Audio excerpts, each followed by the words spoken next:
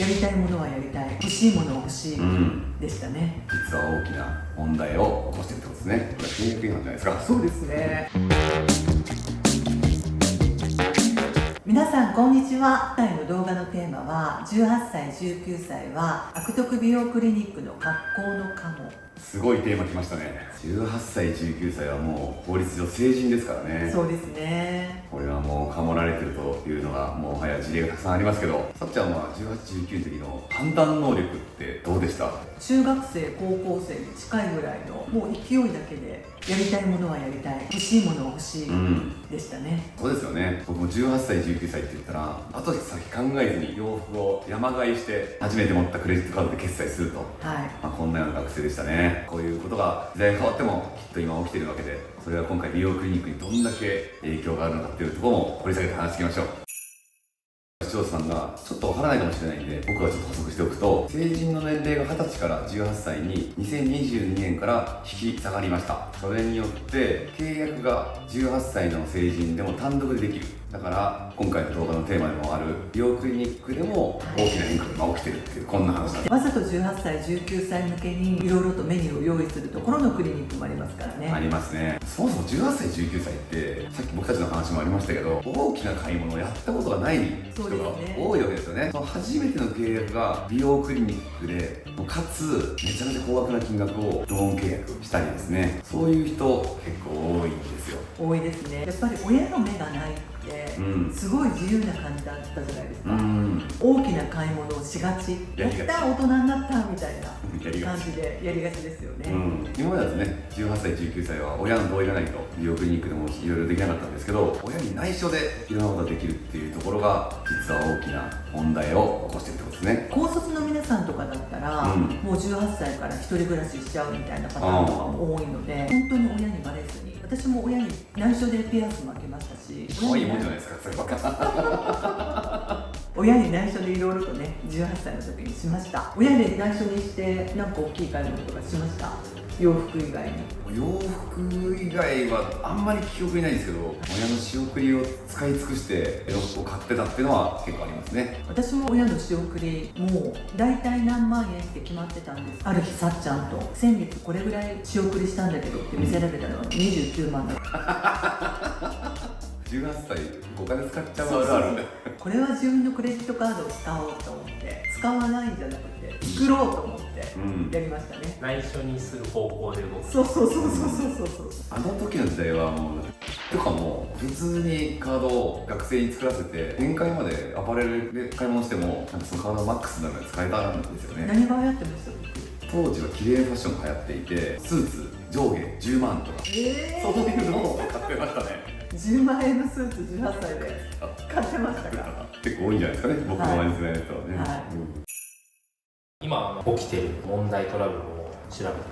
た。はい、たくさんありますね。たくさんあるね。これなんかそうなんですか。埼玉県で実際にあったトラブルですね。繁華街でアンケートに答えれば無料のエステが受けられる特典があると声をかけられた。アンケートに答え、店舗で足の送信エステを無料で受けた。その後、個室に案内され、担当者からもっと施術を受けた方がいいと勧められた。高額だったため、親に相談したいと話したが、親に相談すると反対されるかもしれないから、相談しない方がいいと言われた。ローンを組めば毎月8000円の支払いでいいと言われ、アルバイト収入で払えると思い契約した。申込書類は店舗の担当者が記入した。これは契約違反じゃないですか。そうですね。後日、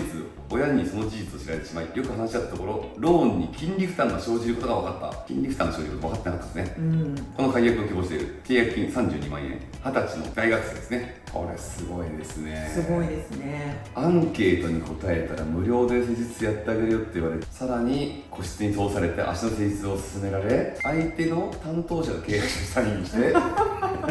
めちゃくちゃですね、これ。めちゃくちゃですね。そのぐらいの年齢の子だとわからないですよね。そうですね。足も出しますしね。この契約が成立してしまうって思い込んじゃうのはこの青年とかの怖いなとかですよね。最初からやばい事例だなって思うんですけど、そもそもアンケートと称して無料で施術できますよってプレゼントで入れて、そこから個室案内でクロスセルして、このクロスセルするのが一番最後ちゃんと売りたかったものだと思うんですけど、さらにそこに契約書に担当者がサインしちゃって、おまけに金利負担になったこと知らないけど月々8000円で払えると思って契約したけど、そこに金利が負担するっていうのは後で親と話して分かったと、全く金利がつくことを説明しないってことですからね。これ契約のもう最初から無効になりそうなレベルのトラブルじゃないですかね。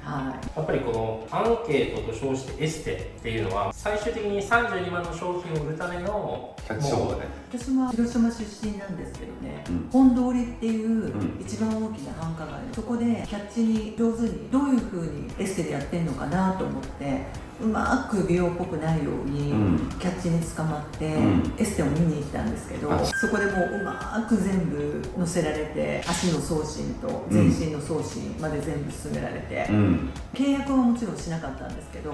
この機械何使ってるんですかって見たら、しょうもない機械使ってるなみたいな感じのところがありました知らないって怖いなと思って、私はエステの出身なのでエステティシャンとして分かったものの、全く知識がない方とかだったりとかすると、そのまま契約しちゃうんだろうなっていうのは思いましたね。もうなんか言葉巧みにね、これすごい劇的に効果出そうだっていう錯覚をさせて契約迫っちゃうんですよね。そのキャッチにも1人入れたらいくらみたいなバッグが買えるんですよ。新宿歌舞伎町じゃん。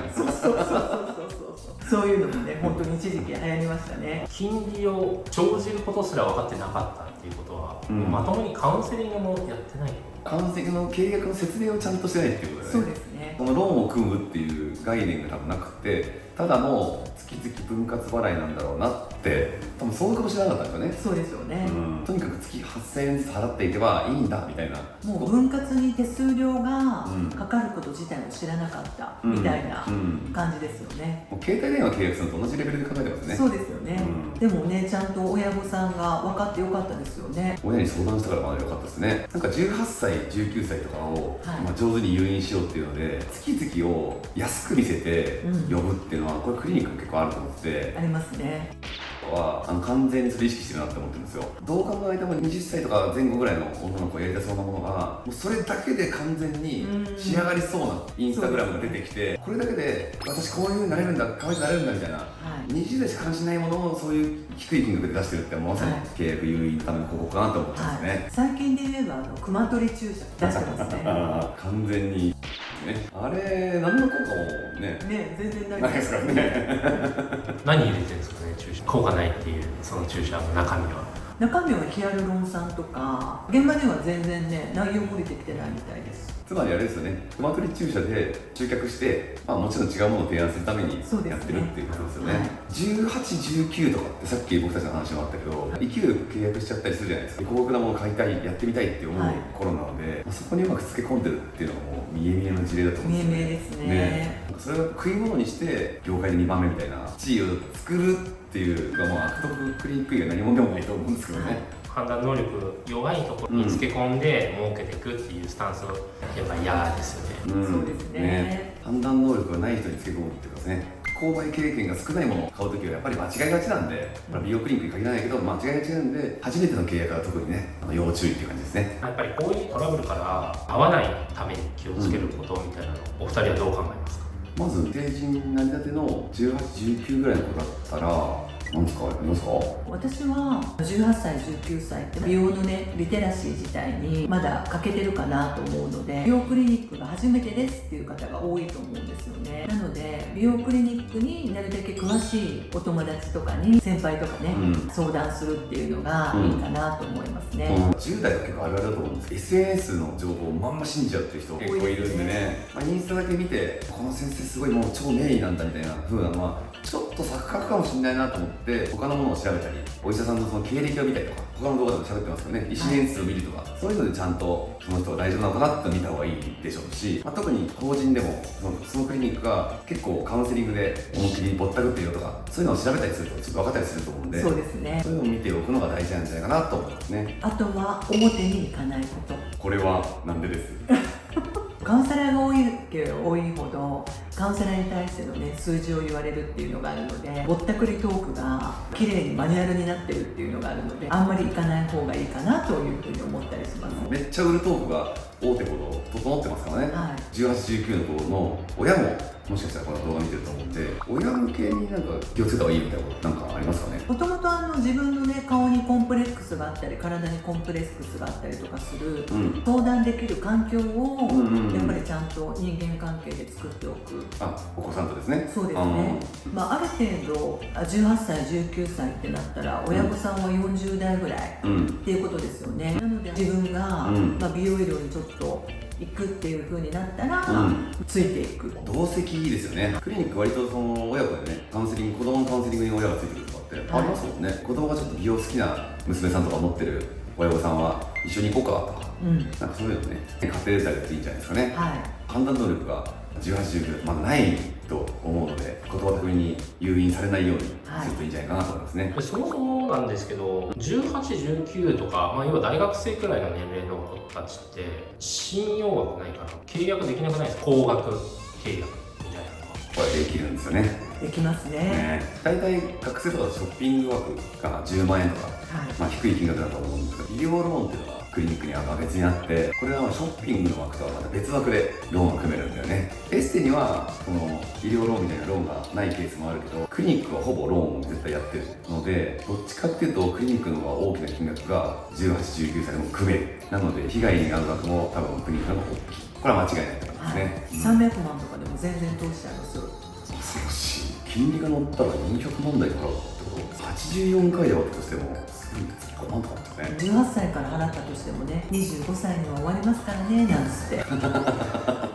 まだ若いから働けますもんねなんつって。おっかないっすね大丈夫ですか？社長言ってないですか？言ってないですねそういう金額もいけるっていうことですね。実際にやっぱそういう契約を取ったことはあるんですか？契約を取ったというよりも、エステ専門でやってた時は医療分割ではないですけどショッピングローンっていうのがあって、でそこはね普通に組めてました。おいくら万円ぐらい100万とか、150万とか、クリニックによっては医療ローンとは別でそこの法人の分割払いっていうのを許可してるところがあるので、自社クレジット、自社クレジット、そういうところはもう本当に単純に分割払いで200万払ってますっていう20歳の子とかいますよね。ですね。ピールと言ってねそういう人たちって実際高額な契約してるけど納得ってしてるのかね。そうですね。自分でやっちゃったっていうふうには思うと思うんですけど、ただやっぱり欲の方が勝っちゃって後悔しないみたいなところはあったりはしますよね。綺麗になりたい欲はもう10代とか20歳ぐらいの時から生まれてるんですね。納得の上の契約だったら全然いいですよね。もちろんそうですよね。それでいうと納得いってるかどうかっていうのはちょっと分かんないところもあるけど、キャッシング会社とかに行って実際キャッシングしてお金を払ったっていう事例さっきの見たところにあったんで、困ったらって払わせるんかいなとびっくりしましたね。最後までご視聴いただきありがとうございました。この動画が少しでも参考になりましたらグッドボタン、チャンネル登録よろしくお願いします。また皆さんが気になったことをコメントいただいたらですね、それを見て私たちがまた動画の企画の参考にさせていただきます。それではまた次の動画でお会いしましょう。実際の田社長は、お嬢さんがいたとして、もし200万とかの契約をしたんだっていうのが分かったらどうします？弁護士案件ですね自分で行かないんだ。弁護士。速攻弁護士まあでもクーリングオフの対象じゃなかったら、中途解約に応じるしかなくなるから、だから特殊な環境で契約を誘引されたっていうことを弁護士に伝えて、火が大きくなるような予感をクリニック側に伝えて、向こうが契約させるようにしますねこれいい回答か分かんないけど